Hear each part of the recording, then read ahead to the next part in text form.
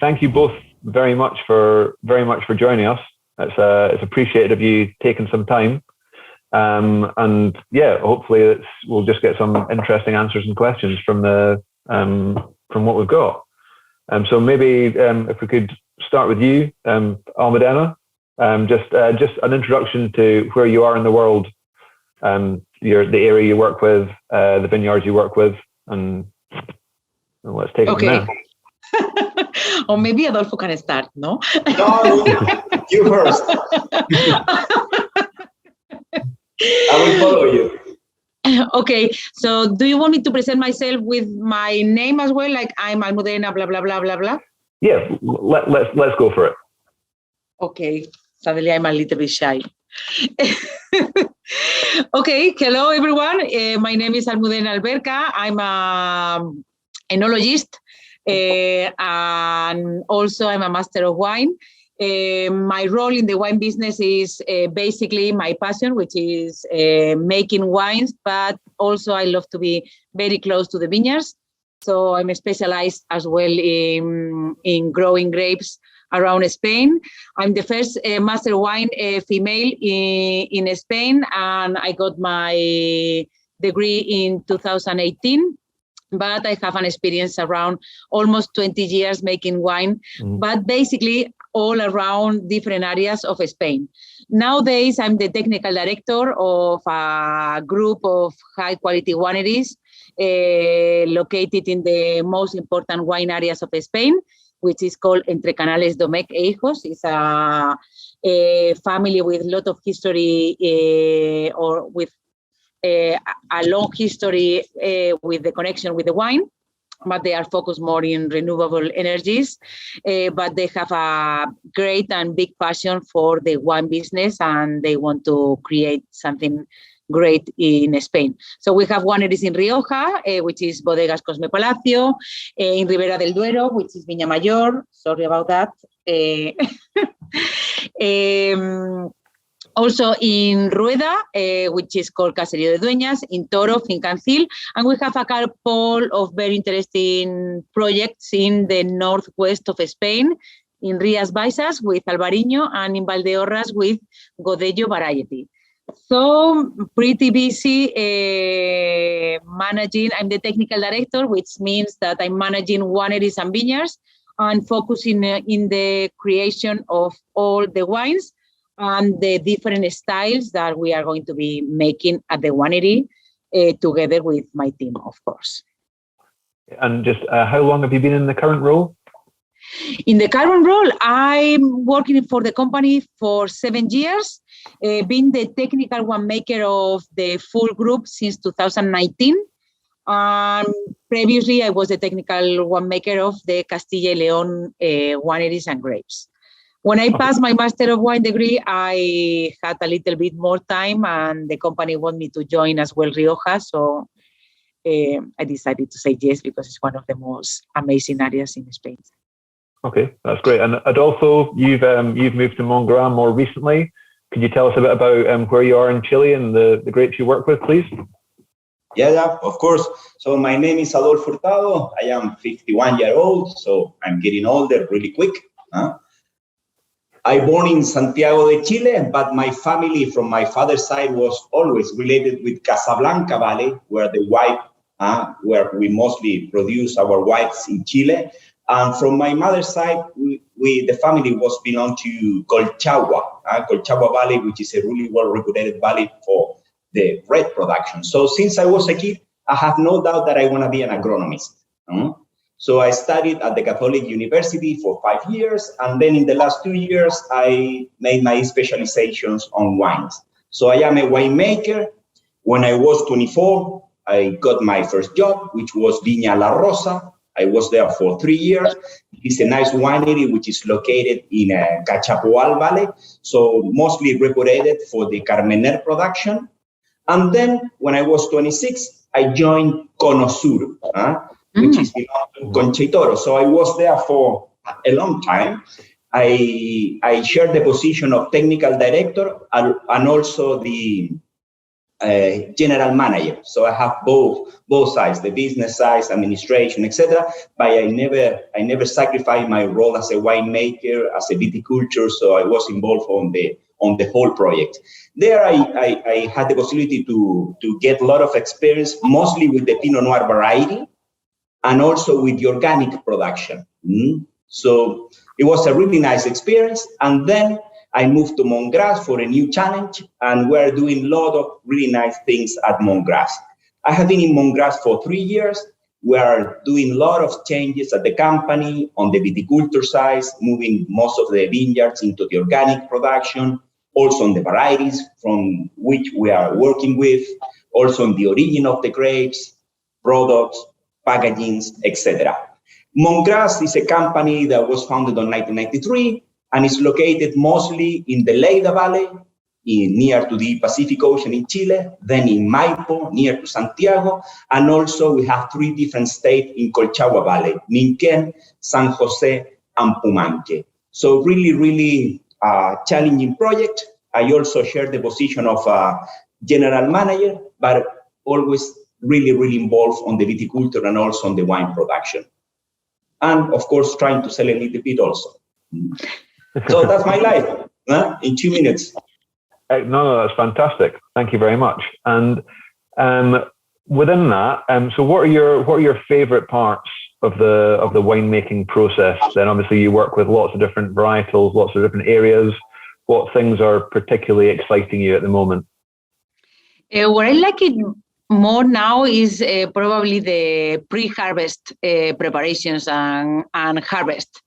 The moment where you are thinking and creating your wine, the first step to create the final wine that you want. And also I'm enjoying a lot at the moment blending.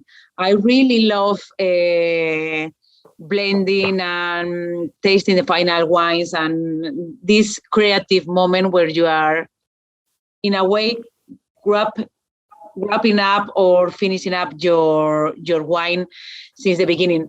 The middle part, I like it, but I'm enjoying more these 2 steps nowadays.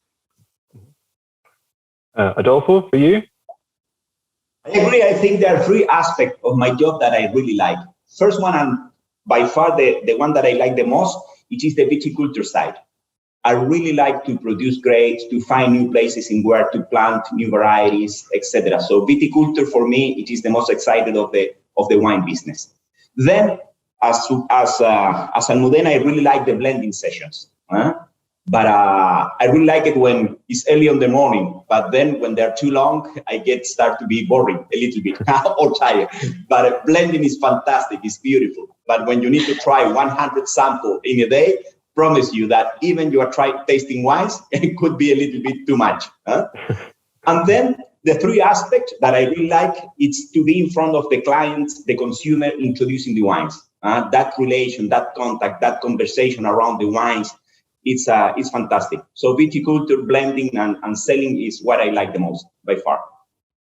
Okay, that's great. Yeah, I'm going to join the 3rd point as well from Adolfo, because I really enjoy these moments when you share your wines and your passion with people that connects with your idea, no? When the wine is connecting the 2 sides or the people, the winemaker and the client, and this person understand what you want to say with your wine, I think is a magic moment.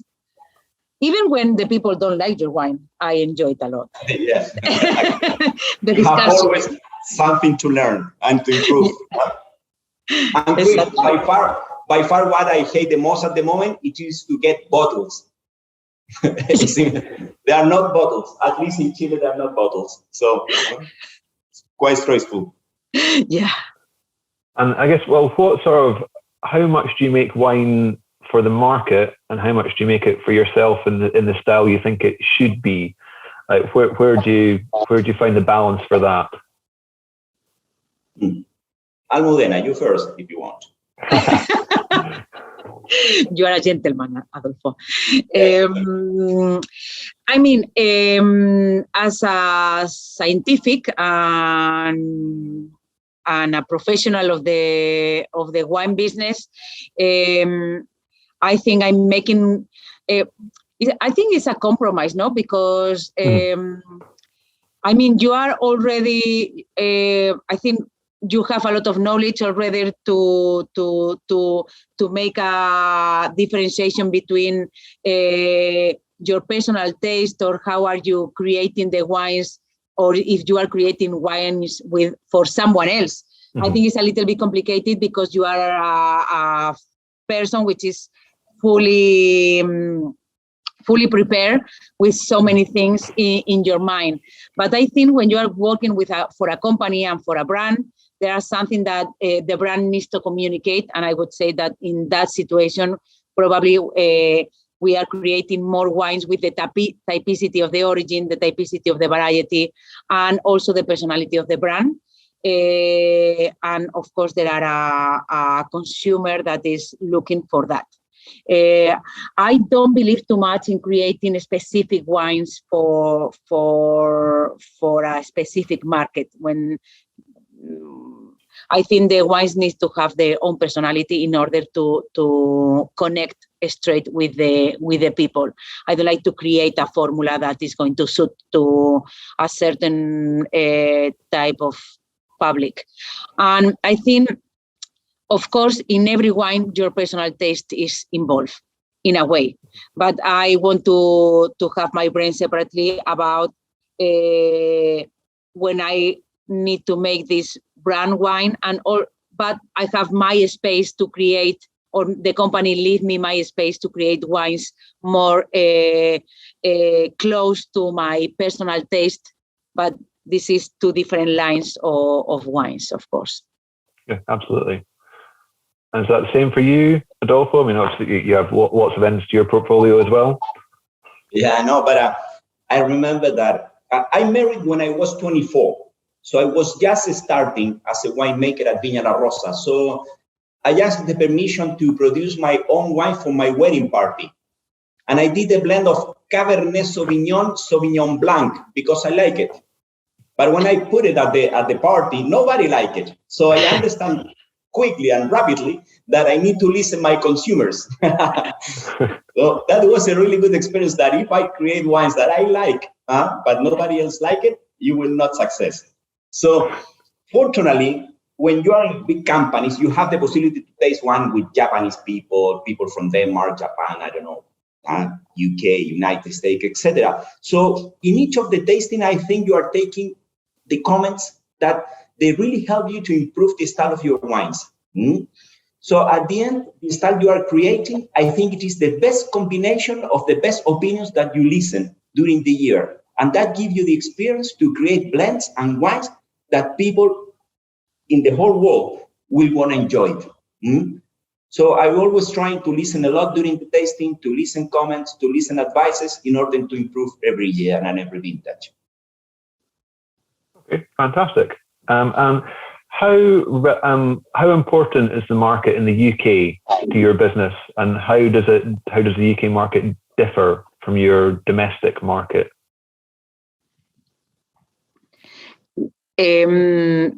Should I go?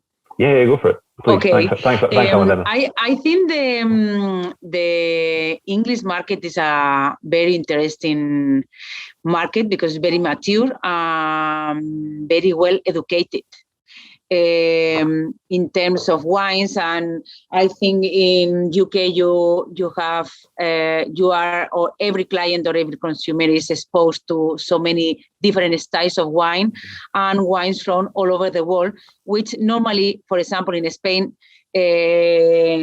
normally doesn't happen. Why? Because Spain is one of the major producers in the world of wine.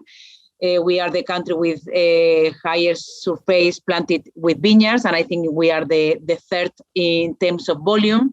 So Spain is very dominated by Spain because we have more than 60 different little DOs producing very high quality wine, plus table wines. So all the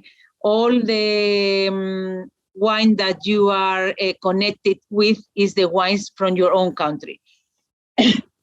And it is one, for me, is another thing which is also incredible is that the UK market, the wine is in the culture, even they are not producers. And in Spain, we are producing is a very big producing country, but on the same way, we have a very low consumption per capita of wine.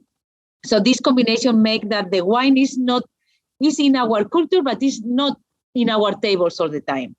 So I think there are, it's like two worlds together in Spain. There are the consumers and it is the wine business, and there some people is connected. But in UK and in England, the people enjoy wine all the time, every time, just by the glass, for an aperitif, for a dinner. There are a culture behind that everyone is interested. And I really love the UK market because I study the master wine there with all the British way of thinking about the business. And for me, I discovered so many things and learned so many things about the wine business through the UK market. And I think for everyone, every single winery in the world, or every country, or every producing country, the UK market is one of the most important markets. Okay. Adolfo, for you? I have more or less the same opinion than Almudena, because in my opinion, Chile and the UK, probably they are the white and black when you think on the wine consumption. Chile, it's a country that produces a lot of wine, but we are a small country at the end of the world. So most of the wine that we drink in Chile, probably 99%, first is Chilean wine. Then people is quite traditional on the wine consumption. 75% is of the people drink red wines, and on the red, 70% is Cabernet Sauvignon. And mostly those more heavy Cabernet Sauvignon with a lot of color, a lot of alcohol, extraction, tannin. So the people have not, with not disrespect, but the Chilean consumer has not been developed on the wine consumption into another varieties, into different styles or different origins. So we mostly consume what we produce, and without too many possibility to find wines from overseas, from other countries. If you're going to the UK, which is the opposite, you don't produce wines, but you have probably the highest level of knowledge regarding the wine consumption. So everyone in the UK know a lot about wine. If you sit in whatever table, in a restaurant, etc., you're able to start a discussion about the wines coming from different areas or different varieties or different style, etc. And everyone will gonna be part of that discussion and that conversation. So the level of knowledge is super high. It's fantastic. And I think if you success in the UK, you are able to success in the other countries, because UK is really trendsetter in terms of wine consumption. So this is why I really like that market, and always in my career, I have been really, really involved with the UK consumers. Okay, that's great. Can we go back now to winemaking? You both said you were very fond of blending. Can you just talk about what the most important things are to consider when you're approaching making a wine blend, Almudena? I think first of all is the style of wine that you are making. Thinking of, I think taking part of the previous question, like you need to think about the style, your brand, the price where the wine is going to be, and which are the consumers that they are going to drink this wine. But a part of that, because I think this is like the roadmap to create the wine. Secondly, I think balance is one of the most important things. The balance between the fruit and the acidity, the alcohol and the tannins when we are talking about a red wine, the intensity of the aromas, the length, the persistence. But majority, I think the balance within the style that you are creating is one of the most important things. And so many times it's complicated to create this balance, which is the thing that I think makes me be excited about that, because it's very easy to put together so many wines. It's going to taste so, but when you are thinking and doing some reflection on the different wines that you taste regularly, you are going to find that there are so many wines that are not thinking about this balance. Okay, thank you. Adolfo? Yeah, I think when you blend wines, or when you are thinking the future blend, you need to start to think from the vineyard. In my opinion, probably 70-80% of the quality of the final wine will gonna come from the grapes. And when you are selecting the grape for one specific wine, you need to think on the varieties that you will gonna put on the blend, on production per hectare. It's not the same to produce 5 tons per hectare than to produce 15 tons per hectare, because the concentration, the acidity, the aromas, color will gonna be completely different. Also, the age of the vine is really, really important. So if I'm thinking to produce Lincoln, which is the icon wine from MontGras, I need to select all vines coming from the best origins, coming from really low production, etc. So I will first really look for the grapes. Then, even if you are a decent winemaker and if you receive really good grapes, you will be able to produce fantastic wines. You don't need to do anything wrong at the winery, but if you have the good grapes, the result, they should be, and we expect to be good. When you are doing the vinification or the blending, or when you need to decide the picking time, you need to have some certain, I don't know, how you say, some things that you need to respect when you are thinking on your own style. To me, the picking time is really crucial, because that is really depends on the alcohol. It will gonna define the acidity, the kind of aromas that you will get in your final wines, etc. So origin, picking times, they're crucial. And then when you're doing the blending, then you need to put a little bit of your art. And then in my personal style, I really like to produce juicy wine, easy to drink, in where we are much more looking for the drinkability, elegance, finesse, freshness, acidity, etc. Never override, never overstrike. You should respect the expression of the grapes. Yeah, that sounds entirely reasonable. And I think I may well know the answer to this question already, but what are your favorite varietals to work with? Almudena? The ones that I didn't work yet with. I always wanted to experiment with different things, but of course my passion is with the Tempranillo, which is the king of the red varieties in Spain. Is the one that I'm more specialized with, but I enjoy pretty much. I'm a lover. I'm in love of my job, so I really like to work with everything.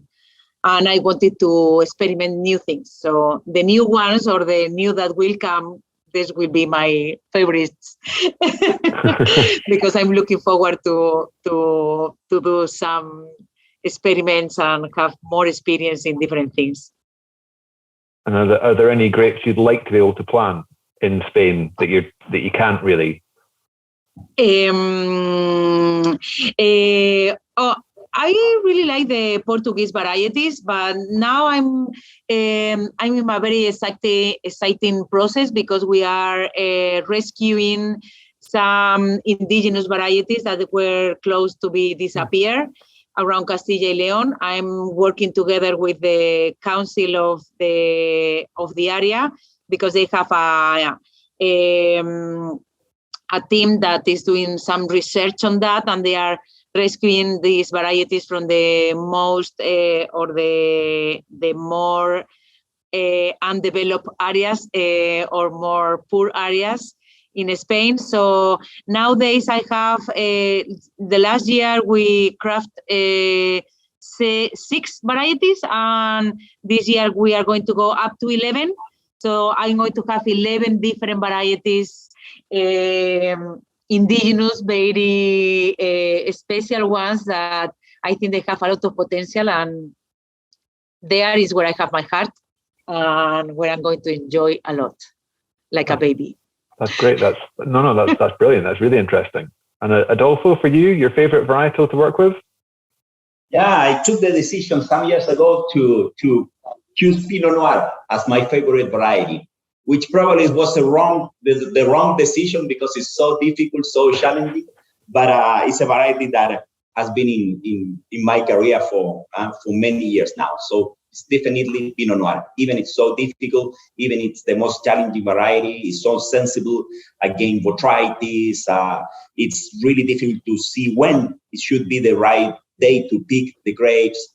It's really difficult to do the right extraction during the fermentation, or to treat the barrels well during the aging of the wine.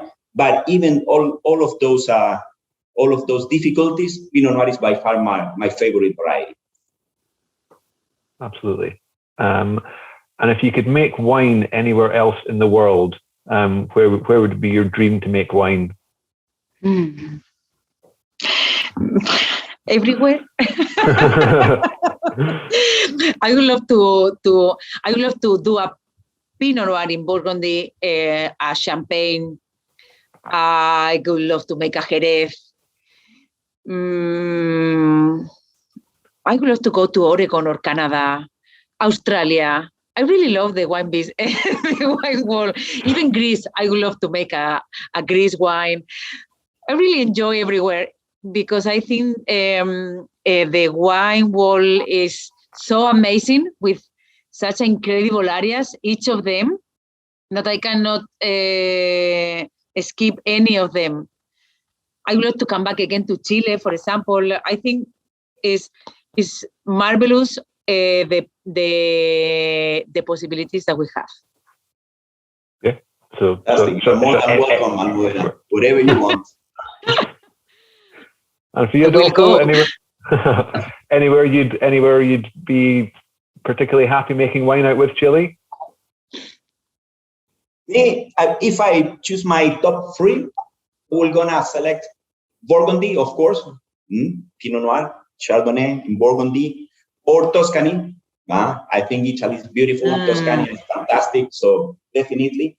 But if you push me to pick one, and my top one, I will gonna go to Ribera del Duero to work with Tempranillo. Yes. Come. Yes. We can do some stash. I'm going to do a stash with you, and you can work here. Absolutely. We can organize an exchange program. I have so many Tempranillos. I know. So yeah, Ribera del Duero, Burgundy, and Tuscany. Okay, so we do the stash, and after that we go together to Tuscany and to Burgundy. What about that? Sounds fantastic. Sounds good. Perfect. We can, Thank you very much. Thank you very much, Chris, for giving me the opportunity to know Almudena today. And is there a wine that started your love of wine? Was there something you tried that had a eureka moment that wine is amazing? This is something I want to get involved with. I think it was. It is a process, no? But I think I tasted a couple of ports, vintage ports, when I was starting in my career that blow my mind because they were very old, and this beautiful feeling that you have when you drink a vintage port. And I think there I started to think about the wine business, such an incredible place. And I was very lucky because I started to work as an assistant winemaker for a New Zealand lady that she was working in Spain by then. And because she was very innovative and she was traveling everywhere, she has so many friends traveling at that point, coming from different parts of the world. So everyone was coming with great bottles from Australia, from New Zealand. She was traveling very often to the UK, so she was bringing so many things.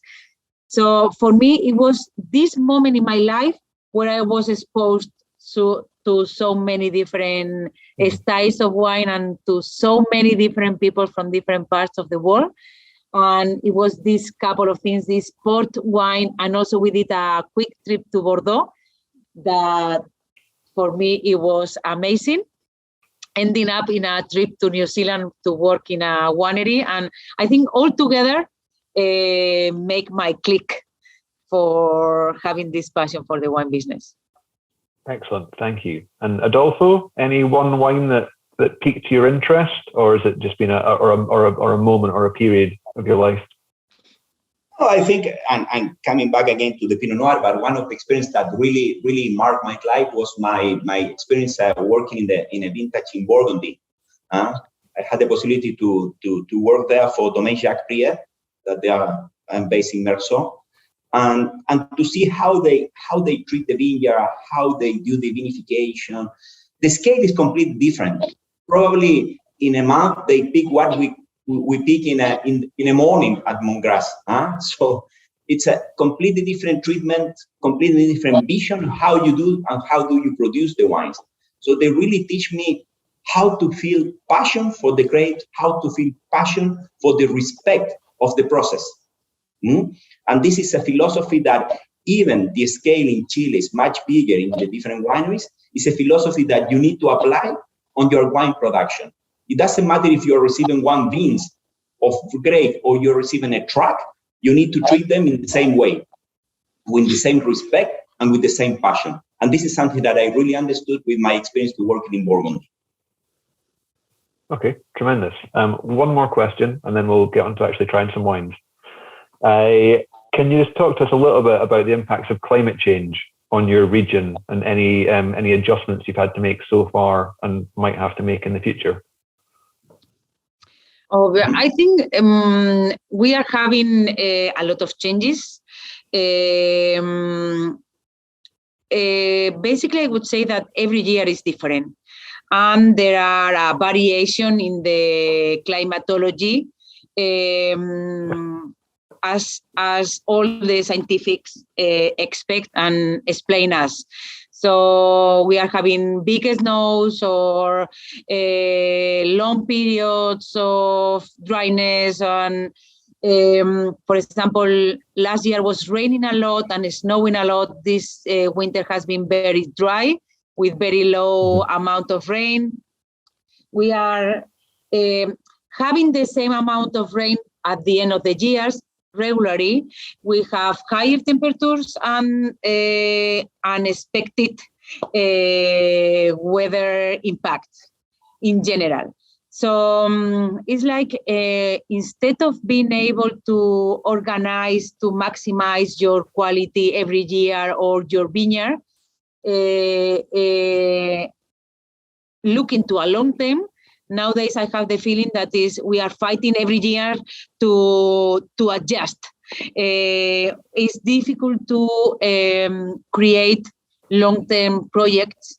So basically all of this is what we are trying to do. Nowadays we are trying to adjust, but it's complicated to find the ways for adjustment because they are not a regular pattern. So in general, for example, in Rioja, where we have a big vineyard planted there, we are replanting some of the varieties to trying to find the right rootstock. We are adjusting the yield, the number of plants per hectare, in order to adjust it a little bit better for lower water availability. We are putting the water. Suddenly, I cannot find the word. The irrigation. We are digging the irrigation to avoid the evaporation of the water in the surface. We are thinking that maybe we will be able to save 30% of the water. We are thinking about building up like big pools for keep the winter water. Basically, we are working a lot on that, on what are the things that we can do now to adjust. But basically, for me, the most important thing is working in the biodiversity of the vineyards, especially when we have big vineyards, in order, and also changing into organic, not because of the trend of being organic. I'm believing more on giving all the strength to the vineyard and to the fields to absorb the different impacts of the year. So I want to have a soil, very strong plant and vineyard that is able to adapt to the big variations that we are having every year. This is in general, plus so many other things that we are doing, because I think everyone is obsessed with that. So there are so many projects about electricity. We are buying all our energy is green. All our electricity coming from green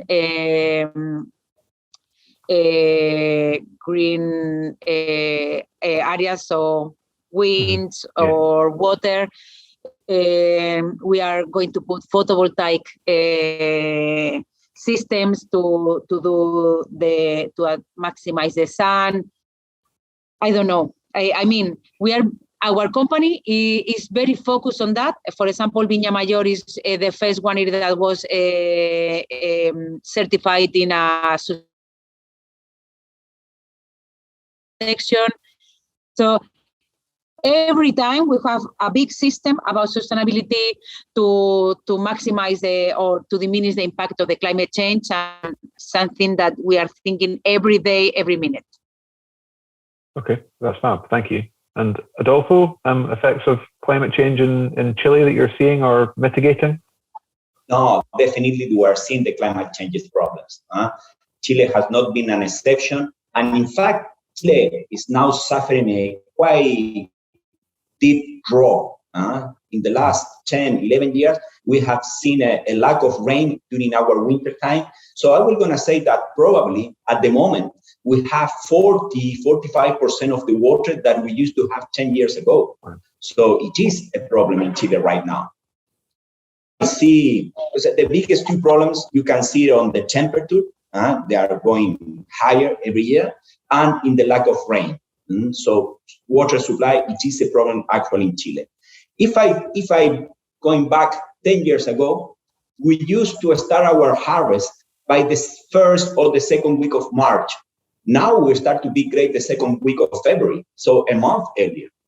I remember that 15 years ago, we took the decision to plant a vineyard in Casablanca, which was only 7 kilometers to the Pacific Ocean, so a really cold area. And the big question was, this Chardonnay, this Sauvignon Blanc, we're going to be able to get enough sugar content because the area is too cold. And in the first vintages, the alcohol, they never was higher than 12, 12.5 at maximum. Now, we're picking those grapes by the first week of March, second week of, and the alcohol could be easily 14, 15 if you don't pick earlier. So it's changing, definitely. I was gonna say that 40%, 45% of the availability of water that we used to have 10 years ago. Also, we're picking grapes a month earlier than before. But the only good consequence is we have been able to move our frontiers more to the south, looking for the cooler areas, and also closer to the Pacific, because now we have the temperature enough to ripe the grapes. But definitely it is a problem. Chile has, as a country, a really huge program in terms of natural energies, certifications of sustainability, organic production, etc., etc. So in Chile, I was going to say that it is a big contest, that climate change is happening, and we need to do something. Things. Okay, thank you very much. Let's move on to the wines. You've both got each other's wines there. Maybe we could go. Well, if Almudena, if you could. Okay, so Almudena has got Adolfo's. Adolfo, why don't you tell us what Almudena's got and why you picked those wines? Yeah, probably Almudena, if you don't mind, we can start trying the Chardonnay, day one. Of course.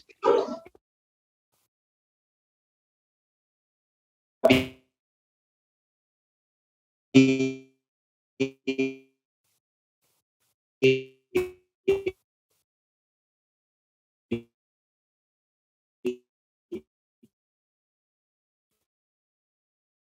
Lleida Valley. It is 100% Chardonnay from a clone that we call the Mendoza clone. It was fermented 5% in new French barriques and then 95% stainless steel. Lleida Valley is located more or less 10 kilometers to the ocean. In Chile, the Pacific Ocean is really cold due to the Humboldt current. The Humboldt current is a really cold water that comes from the Antarctica and is going all the way up through the Chilean coast. So even during the summertime, the temperature of the ocean in Chile is never higher than 13, 14 Celsius degrees. So it's freezing. It's really, really freezing. So it's quite painful to go for a swim in the ocean in Chile because it's too cold. That is, of course, not good for touristic reasons, but it's really good when you talk about viticulture, because all the areas who are surrounded or they are close to this ocean, they are never going higher than 24, 25 Celsius degrees, even during the summer. So in Lleida, we have a fantastic combination of sunlight, the lack of rain. The last rain in Lleida happens in October, and then it's rain again back to May, June. So we have the sunlight, we have the no rain, and we have low temperature of 24, 25 Celsius degrees. So that makes quite ideal condition to grow white varieties and also Pinot Noir. So 5% fermented in barrels, 95% stainless steel. And then after the fermentation, we keep the wine with the yeast for another 7 months in order to get a little bit more from the autolysis of the yeast. We bottled that wine, the 2020 Chardonnay, we bottled it by May 2021. So it's one that has been 10 months in bottle at the moment. You can describe it. You can describe it. No, no, I think it is a lovely wine, really, really, really nice. I was smelling, and it has complexity, depth, different layers, but very well integrated. The oak and the fruit character is on top of that.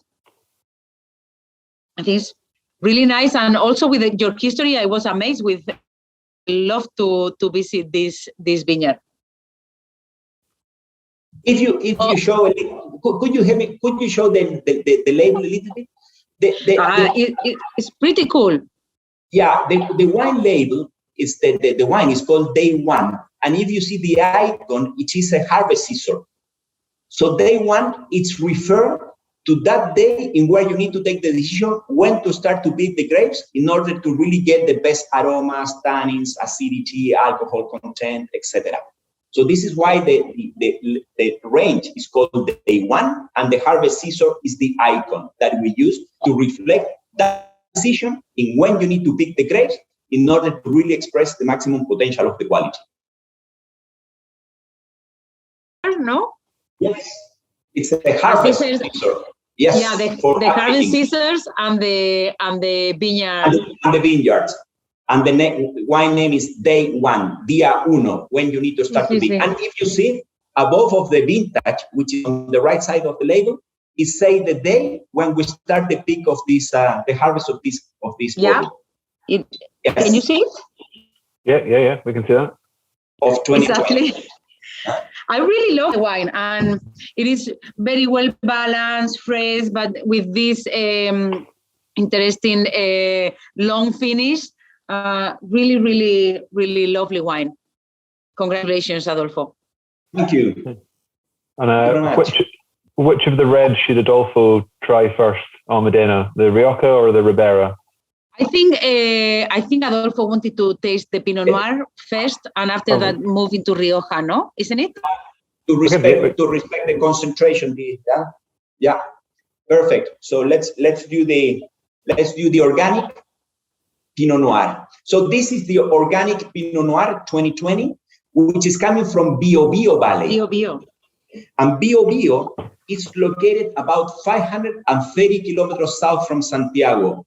So it's quite far from Santiago. and it is a much cooler area due to the latitude, the distance to the ocean. Here is due to the latitude, the south latitude. Much cooler area. It's rained a little bit more than the central part of Chile, but it doesn't rain. It doesn't rain that much in order that. So what I want to say that is the rain will not affect the quality. It's rain enough, but not too much. So it is, of course, 100% Pinot Noir. What we did is we removed the stems, but we keep the full berries without any crushing.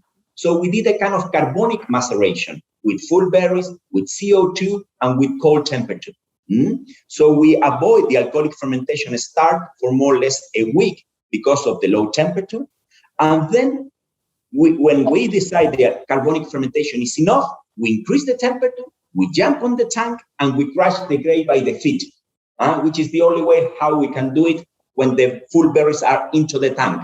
So we crush them by the feet, and because of the carbonic maceration, a certain amount of extraction has already happened during the carbonic maceration. So that gives us the possibility to do a much softer extraction during the alcoholic fermentation. So we only do a couple of manual push down during the day for approximately 4 or 5 days, and that is enough. Alcoholic fermentation in Pinot Noir happens quite quick, at least in Chile. In 5 days, you transform all the sugar into alcohol. So it is a week of carbonic maceration, 5 days of fermentation with really soft extraction, and then by gravity, we send the wine into the barrels for malolactic fermentation. So in this wine, we're using a combination of new French barriques, 1 or 2 year old tonneles full of 2,000 liters each, and then a proportion of 60% stainless steel, more or less. So this is the 2020 vintage, and as I say, it's Pinot Noir coming from Bio Valley, all the grapes produced on the organic way. And organic means, for the consumers who don't know, that you are not able to apply any kind of chemical or synthetic products during the production of your grapes and your wines. What do you think, Almudena? Super. I think it's really lovely, and it's like a fresh breath of air for me, having this lovely Pinot Noir coming from Chile. This is a present. This conversation is a present because it makes me travel from here. Has this really sexy color that all the Pinot Noirs has, with this pale color, and that is suggesting all the time that you are going to have a lot of complexity behind that. Beautiful intensity of primary fruit, remembering the strawberries, but you have behind some complexity aromas as well, some complex aromas as well, but it has this purity of fruit that I think is very attractive.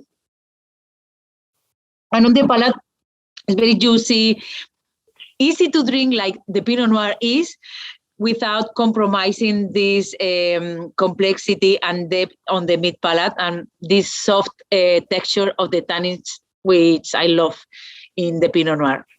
Again, a great wine from Adolfo. And also, I think the Pinot Noir is it has this affinity to the cool climates, and I cannot think in other place like Bio that Adolfo described to have this amazing Pinot Noir. Adolfo, what do you think is the aging potential for this wine?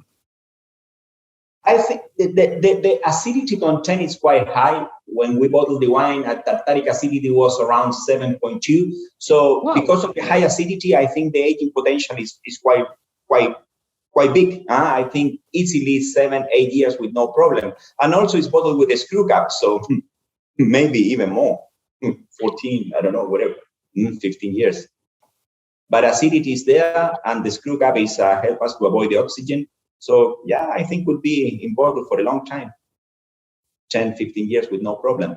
If you see the label, Almudena, if you see the label, you want to see a kind of circle. Yeah. In the other side on the label, yeah, you will gonna see. Yeah, you will gonna see the circle, and then in the circle there are a lot of elements that they are part of the organic ecosystem. the lamps that help us to control the grass, the leaves that in where we use them to make some compost, which is the fertilization later on the next season for the soil. We have the geese that help us to control the insect from the soil. We have the birds for pollination, the flowers to control the Californian tree. So basically this label, it's reflect and it's trying to show all the ecosystem that happens on the organic production, the life balance that you need to create in your vineyard in order to be able to produce on the organic way. The biodiversity, very beautiful label. Yes. Yes. Mm-hmm. Super. So we have a couple of really nice Spanish wines to taste now. Huh? Yeah, I wanted to send you 2 Reserva wines made with Tempranillo variety, one in Rioja and one in Ribera del Duero. So you can compare and contrast the different areas, the climatology within the same style. In both wines. Of course, Tempranillo has a lot of aging potential, and this is what I wanted to show with the Reserva level in both of them. Fantastic. So I know that you know the areas. So Rioja is one of the most important areas of wine, making wine in Spain, and Ribera del Duero, it's a very amazing area as well. Totally different, with a little bit less history than Rioja, but producing such amazing wines.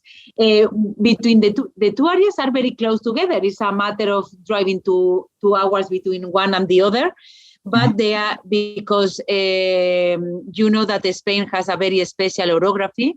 It has a lot of mountains. I think it's the second country with more mountains in Europe, and the second country with the highest altitudes of all Europe, as well as the country with the higher diversity and biodiversity in general from Europe. So even be that close together, Rioja is very close to the mountains, Sierra Cantabria, and it is impacted by a river, which is the Ebro River. Even being very close to the mountains, because the majority of the area is on the feet or at the foot of the Sierra Cantabria. Here in Bodegas Palacio, in the Glorioso Reserva, we are focused more on the Rioja Alavesa, which is normally the highest altitude. So I used to say that Rioja is more like an spa compared with Ribera del Duero. So in general, in Rioja, we are going to have all of this potential of the Tempranillo, but the wine is going to be softer, smoother, a little bit more elegant, even being aged in the oak. The acidity is high, the texture of the tannin is grainy, and our powder is relatively smooth, because also the Tempranillo in Rioja normally is a little bit bigger size, the berry, than in Ribera del Duero. And so this is a little bit about the area, and I wanted for you to send you a Ribera del Duero, because it's the contrast. So Ribera del Duero has an altitude of an average of 850, 900 meters altitude. It's surrounded by mountains, but it's relatively flat because we are in the plateau. Spain has 2 plateaus, Castilla-La Mancha and Castilla-León.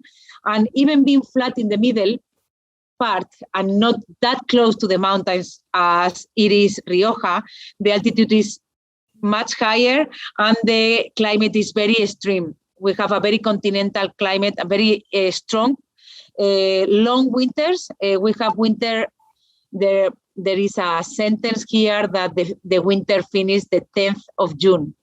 So there are risk of frost until the middle part of June, and we have data about risk of frost in middle part of September. So we have, in Ribera del Duero, we have a very short period for ripen the grapes. So, and the soils are very calcareous. But we need to say that between Rioja Alavesa, where we produce the Glorioso Reserva, and Viña Mayor, they share a little bit of the soils, because basically they are chalk and also a little bit of clay. But because the climatology is completely different, the expression of the wines is totally different. The berries in Ribera del Duero as well are slightly smaller, and the feeling of the tannins is firmer and a higher concentration of tannins as well. So this is the difference between the two areas. And within the Glorioso wine, that is the one that you are trying more now. Yes, we are focused more in Rioja Alavesa and Rioja Alta because our winery is in La Guardia. And it is a blend of different parcels. And after that, because it's the Reserva level, we do a long aging in oak, a minimum of 12, 14 months in French and a little bit of American, more in the classic way of aging the wines in Rioja. And after that, they spend another 24 months at least in bottle before release. And we have this Rioja style with a modern touch because we are very respectful with the fruit. And we like to keep this intensity of color and this use of French oak as well in the wine,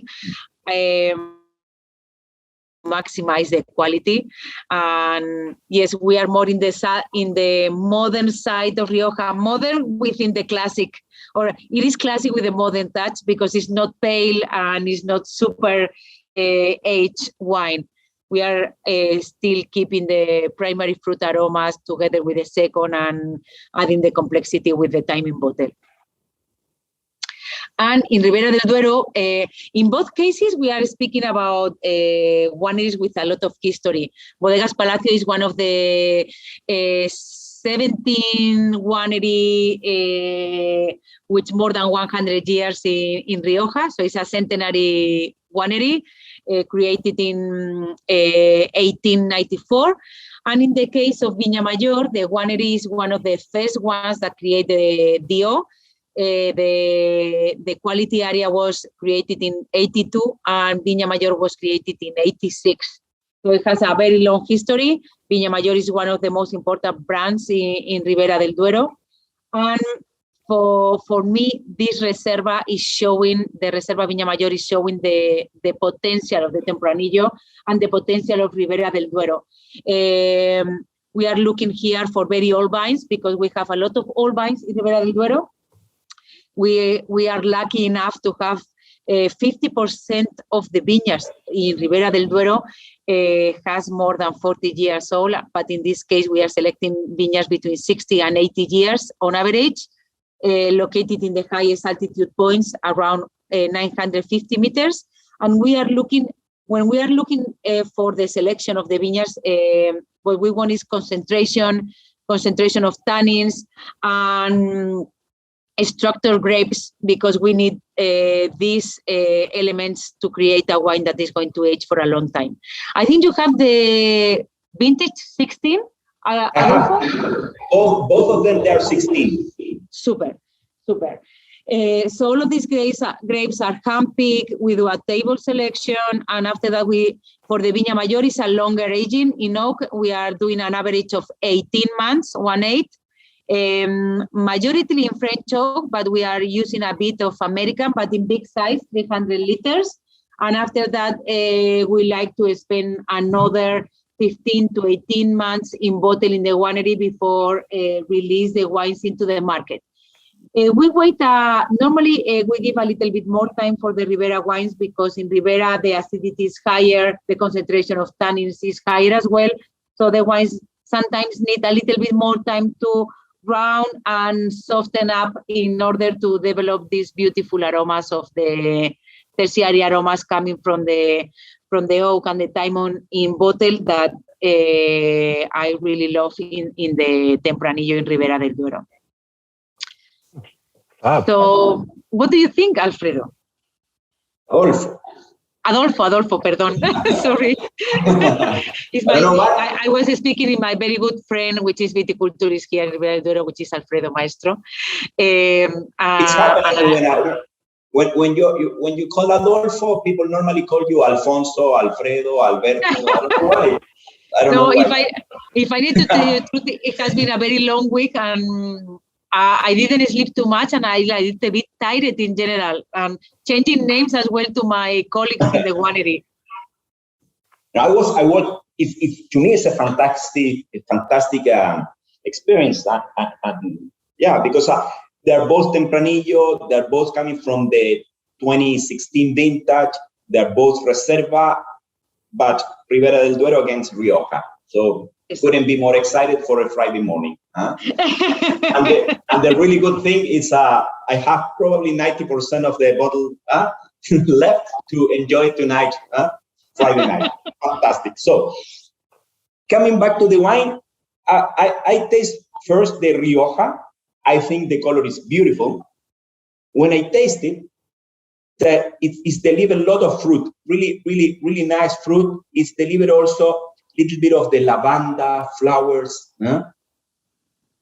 I really like it. It's more on the red side, a little bit of apricot, peaches for me, as well as the red fruit, lavanda, as I said. And in the palate is really, really soft. So even as 2016, so 7-year-old, the wine is really young, is fantastic, and it shows a lot of potential to continuous aging in the bottle. So to me, it's a beautiful, beautiful teenager. Then I passed into the Ribera del Duero, and it's different. It's different. Even the short distance, even the same vintage, the same winemaker.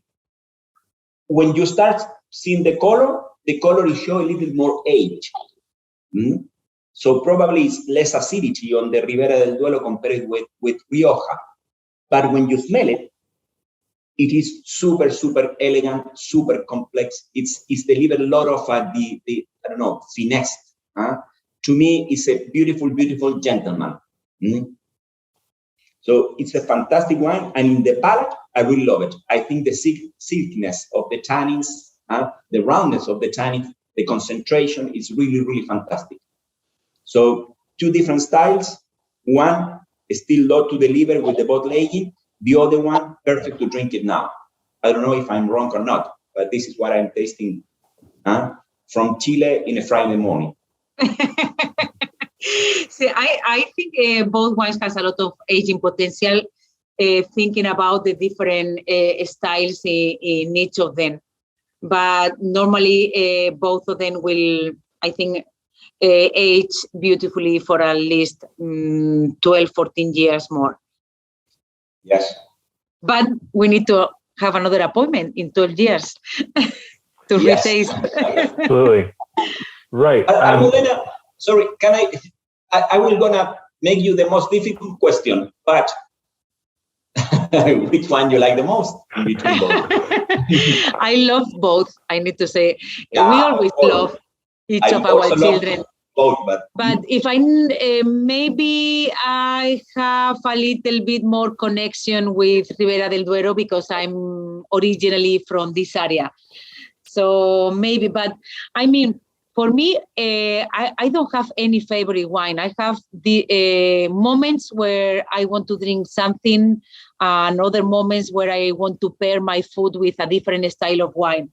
So if I'm going to have a roast lamb, I want to have the Reserva, or if I'm going to have like a chickpeas with mushrooms or a stew, I want the Reserva from Viña Mayor.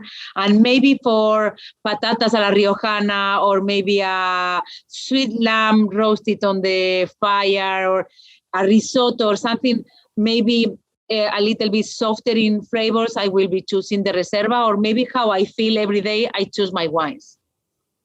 For the day. Really good. Well, thank you both very much. We're coming to the end of the call. I'm just conscious that Zoom's not going to cut us off. So we've just got some quick fire questions. So it will be an either or. So one thing or another thing. And I'll just ask the question if Almudena answers me first and then Adolfo, if that's all right. Perfect. Go. So Bordeaux or Burgundy? Burgundy. Adolfo? Burgundy. Wild yeast or commercial yeast? Commercial. Commercial. French or American oak? French. By far. Port or sherry? Sherry. Port. Whole bunches or de-stemming? Destemming. All bunches. Aperitif or digestif? Aperitif. Everything. Single varietal or blend? Blend. I like singles. I like to show the typicity. Yeah. Barnyard or forest floor?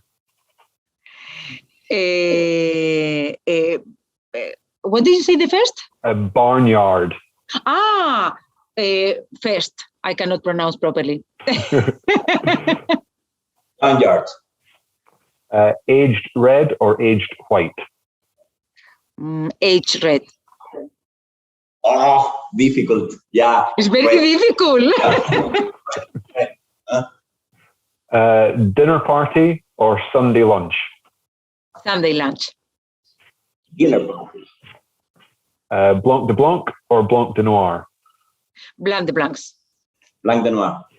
Because it has Pinot Noir. Steel or amphora? Steel or? Amphora. Clay? C or? Clay. Or Clay. Steel. This is very complicated because I love both. But if I need to choose one, clay. Amphora. Yeah, me too. Clay. Old world or new world? Old world. New. Puy fumé or puy fuissé? Polyfumé. Polyfumé. Buttery or minerality? Minerality. By far. Fantastic. That is us. We were very concentrated. Yeah. More. Thank you both so much for your time. That was great. It was just really interesting to hear you talk and hear about your wines and your areas.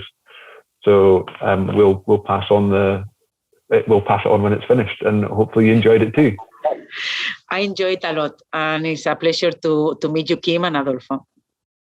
Thank you very much. I really appreciate a lot this session, and I'm really happy to have those 2 bottles for tonight. Me too. Yeah, and it was great to meet you, Almudena. Hopefully we will see each other soon. Yes, I hope so. You are more than welcome here every time that you want. We need to get in contact. I will try to find your contact, and I'll get Kim and Claire to sort that out. We'll make it happen. Yes. Okay. Thank you, Kim. Thank you very much. Really appreciate it. Cheers. Bye bye. Ciao. Ciao, Chris. Talk with you again. Good weekend. Bye.